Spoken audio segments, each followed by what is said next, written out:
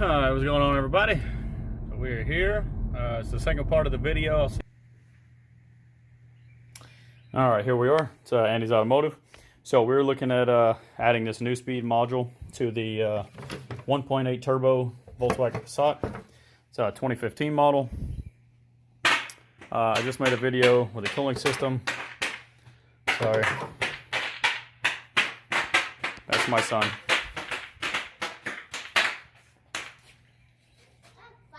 Bubbles. You tell them to go away all day long in the backyard and they won't do it. Anyway, so what we're doing, we're putting this Neuspeed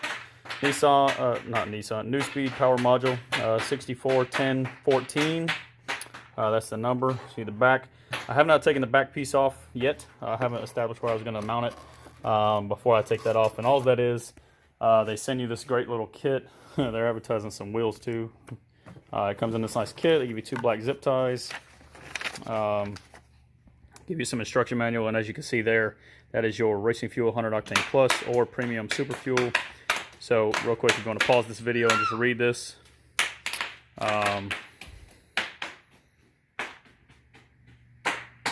they recommend you turn off your traction control if you're cornering hard. So basically, this is kind of an example of how it's going to connect.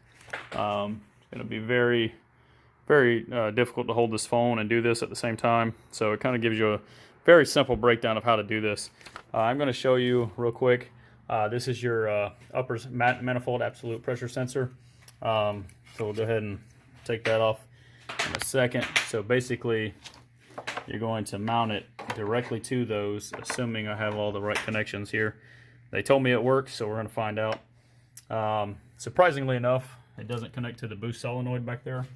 Not that I know of. So it should just piggyback to these other connections, and we're going to see what we can go from there. So let me go ahead and see how I can stand this baby up. If my kids were big enough, I would have them record. Let's see. There we go. All right, so careful with your plugs. Pop them off.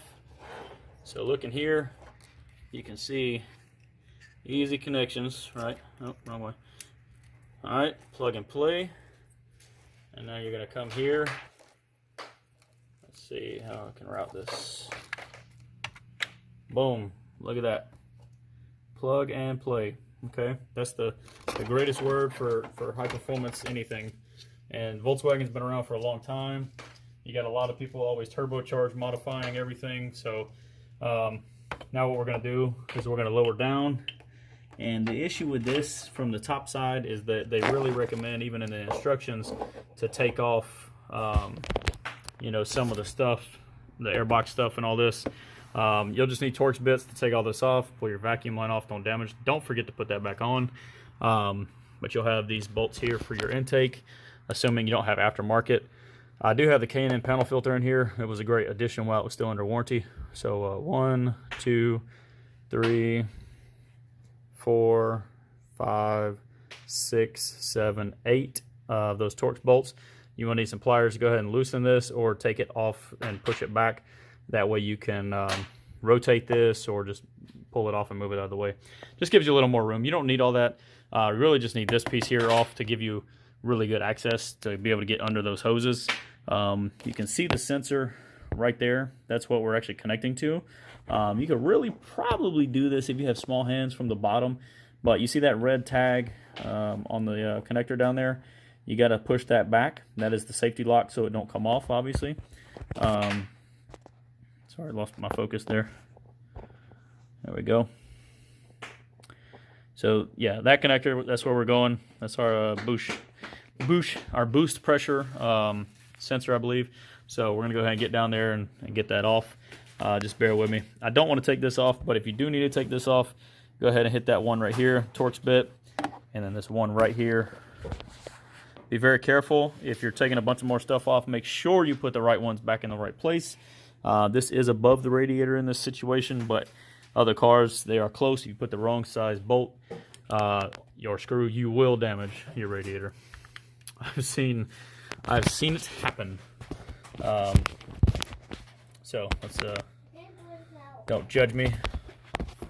my huge TV I'm teaching trading with. So we're gonna go ahead and get this baby plugged in. All right, let's see. And you will secure all these things.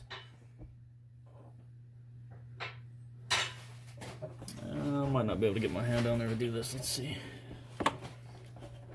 Yep, got the safety lock off. Sometimes it's just about maneuvering. If you have small enough hands, maybe you can do this. It is kind of tight. So once you get... Alright, let's see. Yep, alright. So got her off. And just to verify, that is the plug I took off right there. Okay, now we're gonna hook the female and male connectors to the plug and to the sensor, and we're gonna go from there. See if I can keep it on there while I do this. Probably not. Sorry about my camera. So many people complained about it in my other videos. It's kind of funny. Like, dude, like, I'm one man. I don't have a cameraman. I'm not here on YouTube to make money like that, so y'all just have to bear with me. Alright, so obviously your female is going to go on the sensor, and we're going to take the male and put it on the... It's kind of tight in here. Just kind of feel what you're doing. Do not force your arm into the tight spot with all these connections on these coolant hoses and all this. You don't want to accidentally break anything, and you will break it. There we go. Heard one click. Connecting the other one might be fun. Find the piggyback. Alright, so one is connected there. We are on the sensor. I'm going to try to get these secured. Bear with me. My son's popping bubbles in the background.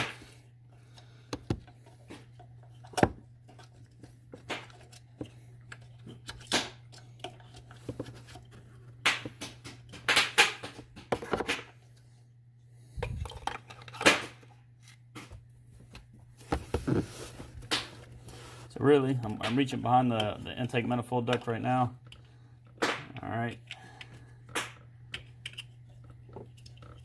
Flipping it around. Working without your eyes, that's a real mechanic.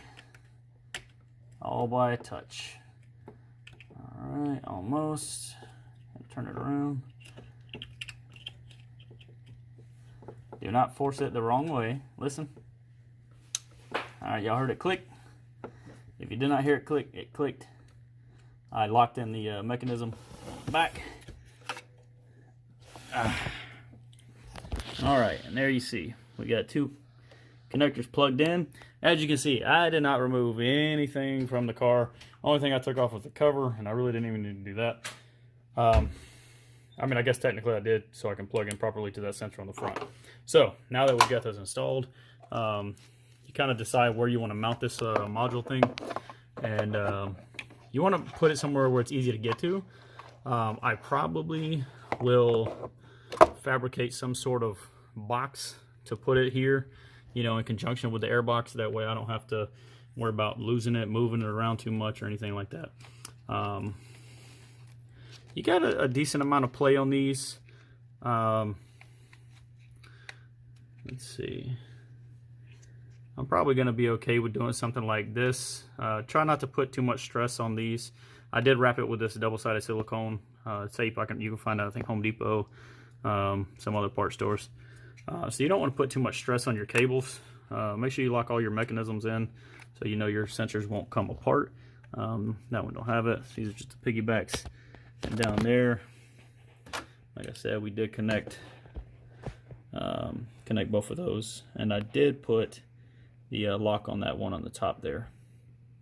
So anyway, so yeah, now we are done. So before I go worrying about mounting this baby up anywhere, I would assume it came set factory on the slower one, because most people don't put racing fuel in their cars. So bear with me.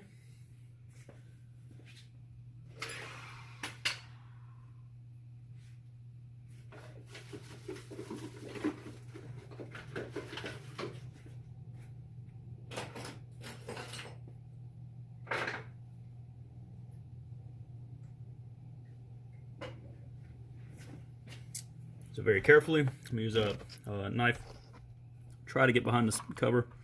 Yeah, there we go, nice and, all right. Cover off, try to do it with something thin. It's just a little rubber cap. Obviously keep the weather out. And as you see, just like the picture shows, your, sorry, let me zoom in. Race fuel, 100 plus octane, premium super fuel. All you gotta do is look closely there. It's little switches. Both switches are down.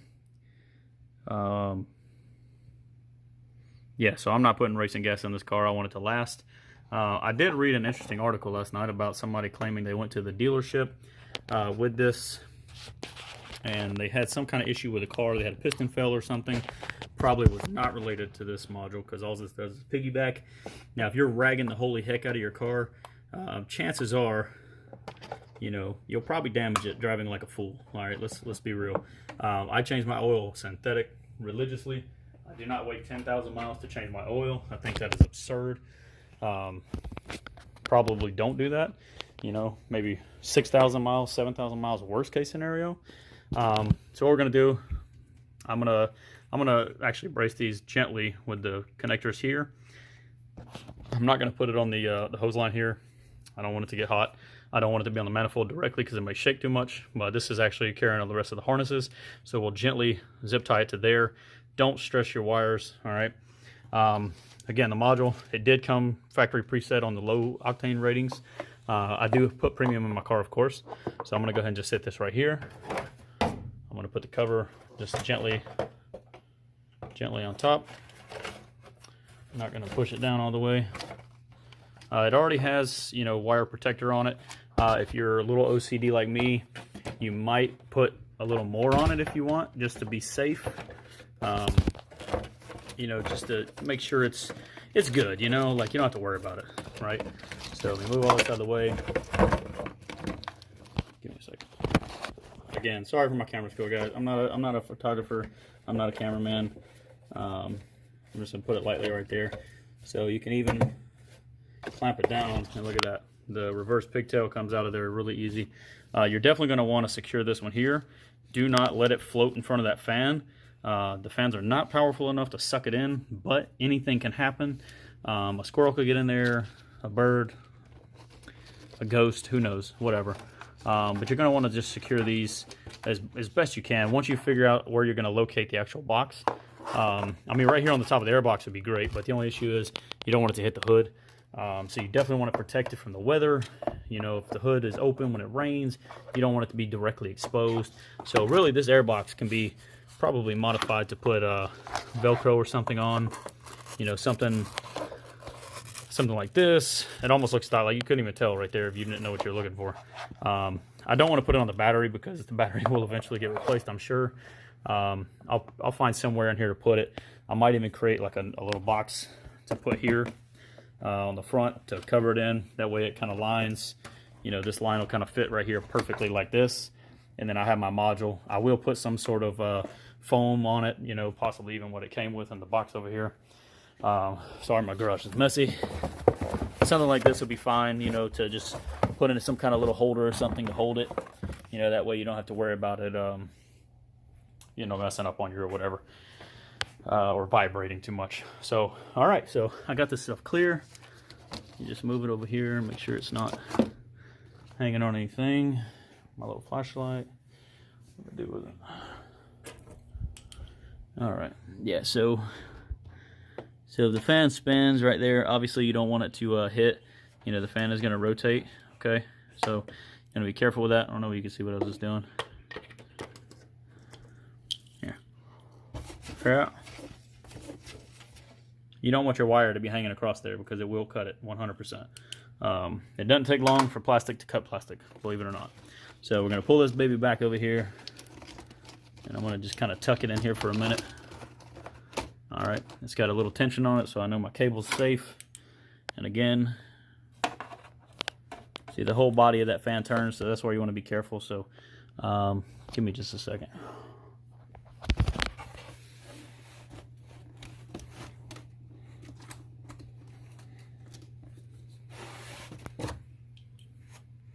Yeah, there we go. See how I pushed it back out of the way? Again, I'm not going to leave it like this. I got to secure it and everything. But our plugs are nice and sturdy. Super easy. Like literally this took, certainly didn't take me 15 minutes to do this. It took maybe 3.5, just knowing what I'm doing, knowing what I'm looking for. That's why I made this video, to make this easier for you. Eventually I'll get the intake. I got the charge pipe on the way that goes to the throttle pipe. I'm sorry, throttle pipe. Anyway, and this super idiotic thing that they did from the manufacturer over here, even though I know compressed air, you know, the space that it moves through is still compressed air, but it'll get a lot faster through there, right? And then coming off the manifold, not manifold, I'm sorry, the turbo, you see this elbow right here? That's called the muffler for the turbo. And what we're going to do is we got a muffler delete on the way that we're going to install in conjunction with this new discharge pipe that we're going to get to replace that there. I have not found the silicone part numbers for these yet to replace those ones that go to the intercooler. Yes, the intercooler is still factory. I have not replaced that yet. I'm not doing a whole bunch of stuff to this car, just kind of doing a couple little things here and there. Really curious to get this engine mount and actually the dog bones on the bottom. Haven't ordered them yet, but I will be doing that sometime this year coming. Yeah, so let's get her done. Let's go ahead and crank this baby up. Make sure I have the car key. There we go. All right, and we're just gonna crank it up to listen to her run. And I'll show you guys I don't have any lights on.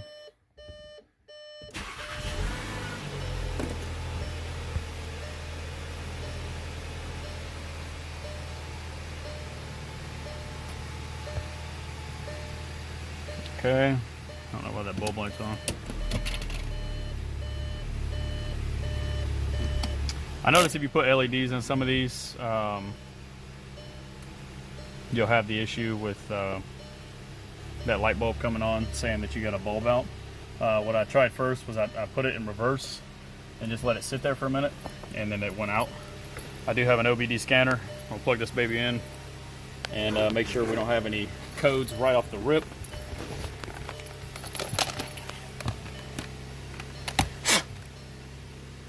If you didn't know, your OBD connector is here, so put that baby over.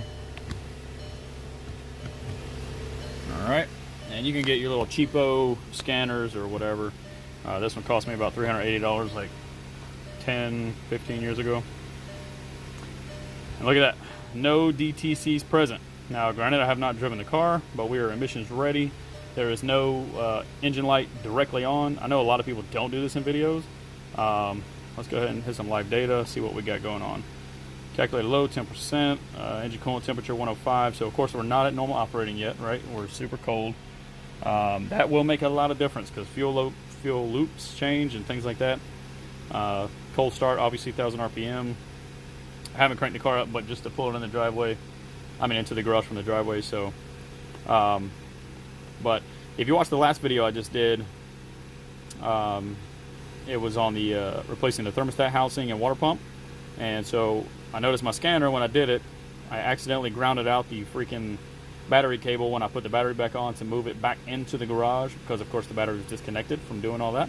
Because disconnect the battery when you take the alternator cable off, but the alternator cable had moved and got on the ground, and sure enough it popped the main relay. I'll show you that real quick. But 14.4 volts, looking pretty good. It's not a good idea to stage your turbocharged car, but I'm just showing you that the voltage is good. Alright, load value is good. Alright, accelerator pedal. I'll be making a great video for you guys on that. So you see the percentage, right? Oh, she feels angry. Okay, she likes that. I can't wait to drive this baby down the road. My wife's not home, so I can't leave the boy here. So, yeah, there you go. Accelerator pedal, I'm going to try one of those pedal boxes on this baby, and we're going to see what it does, because I would love to get rid of that pedal lag. And I know cars way back that I had before they came out with good stuff like that wasn't, you know, $1,500, you know, and now it's like $200. You can find them now for like $150. As you see, we're not having any issues. She's certainly not at normal operating temperature yet, but I will be happy to let you all know in the comments. I'm not going to get it dynoed because I don't have time for that. But yeah, this is that just shows you how easy it was to install the Neuspeed power module. I'll make another video later on. If I have time to connect them together, I'll do that. But if not, I'll just upload it separately and put that link in the description. And we'll go from there. So again, thanks guys. This is Andy's Automotive, 2015 Volkswagen Passat, Neuspeed power module. Now on regular premium unleaded, they say we're going to get 35 horsepower. So that's a pretty awesome deal for that. I did hear a guy say, real quick, that he had engine problems, blah, blah, blah. He didn't take the module off. He got to the dealership and they were like, yo, you voided your warranty, blah, blah, blah. And then he's like, oh, well, he shot himself in the foot because he left it installed. I mean, you saw how fast this plugged into the car. It piggybacks on the sensors. There's no reason that you couldn't take this off in 2 seconds, right? The wrecker's coming, who cares? But apparently he drove it to the dealership with this installed, and of course they were like, yo, it's your fault, blah, blah, blah. This thing's not putting out enough boost or modifying enough, in my opinion, to cause any kind of piston damage. Again, unless there was pure neglect to the car, maybe didn't change the oil, maybe took it to get the oil changed, maybe they didn't change it. Of course, there's a lot of those raggedy people out there that, charge you to do a job and don't actually do the job. We despise those. But this is the issue I was talking about. I put this jump wire on here, super heavy duty, so it's taking the place of this amp fuse in the event that it blows out. This fuse right here, I'm not going to try to ground myself here. There's a fuse relay. There's 1 relay, 2 relay, 3 relay, right? I tested open on all of them, off the car, of course. And of course, the big one here was open. And sure enough, I put this jumper wire on it. I had the alternator tested. It was fine. Alternator's good. This thing's like $600, $800 if you have to get it replaced. Anyway, accidents do happen. If you accidentally ground the battery out, this chunked out my battery on my cable. But I got the new one on the way. There's 250 amp or 200 amp. Make sure you get the right one for your car. Call the manufacturer and just ask them, or the dealership. Call them and ask them which one they have. They charge about $100 for the part. You can find it online about 50 to 80 bucks. So thank you so much for watching. Again, that's your Neuspeed power module. Let me go ahead and show you one last little thumbnail clip. Dun dun dun. And again, there's the part number for it. So thank you for watching. Thank you for your patience. I'm not the greatest camera guy, but there you go. So everything looks good. No engine lights or anything. This is with the Neuspeed module. 2015 Volkswagen Passat. 1.8 liter TSI. It is front wheel drive. So driving normal right now. There's no engine lights. There's no hesitation. There's no jerking. There's no nothing. You see we're doing perfect RPM. We're nice and balanced. I'm on a slow road right now, so I'm going to keep it where it is. But we'll go ahead and do a little 40 pull real quick. Alright, so let's see. And I'll let you know immediately if there's a difference.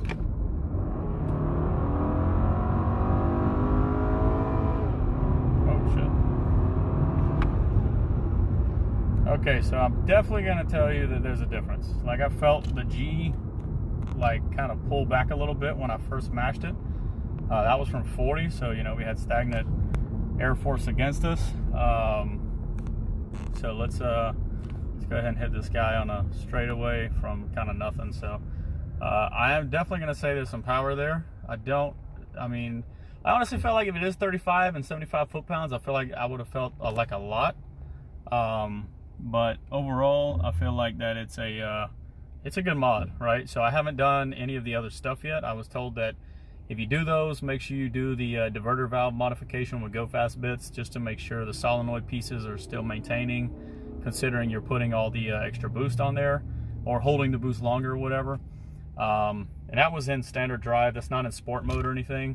I will put in a sport mode right now, and we'll see what we got going on. And it's half tank of gas. Of course, it's premium. So let's go ahead and hit this. All right. no tire spin. Here we go. Oh shit. And 60. So it's still got that nice lag on the steering pedal. And that was sport mode. I definitely say we got some power out of that. We're holding 4,000 on the sport mode. So it's definitely more instant power, I guess is the best way to say it. It's nothing crazy. Like, you clearly see we didn't just hit like 100 in no time or anything like that. Go ahead and put it back in standard. And yeah, so we're gonna go ahead and we're gonna call that a good mod. If you're looking at, you know, power for the dollar or bang for buck or whatever you want to say, I feel like that was a good modification. I will do another video once it comes time, when I got the muffler, turbo muffler delete, when I have the discharge pipe going with that, and then of course the throttle pipe. I'm not going to do the intake because I like the quietness of the motor. I feel like the intake, even turbo with no exhaust, it's going to make, you know, a lot of sound coming from the engine. And you know, if the wife drives it, I don't want her to hear the car like growling at her every time that she hits the gas or whatever, you know, because it is a 4-banger, so it's going to get that wow, you know, we don't want to go crazy with that. But I definitely feel the power. It's nothing insane. I've not had the JB1 or JB4 modules yet, you know, to compare or anything like that. I'm told that the JB1 and JB4 from Burger Performance are outstanding modifications. As you see, there's no mileage on the car. We are East Coast time. It's approximately 74 degrees outside, roughly. That's about right. So with that being said, everything's normal operating temperature. I've just changed the oil. It's premium gas, about half a tank, so we got a decent amount of weight, and it's just me in the car. So you saw the speedo, you heard the noise, not really any engine change noise wise. One day I might try it on performance mode with 100 octane or better, and we'll see what we can do with that. But until next time, thanks for watching.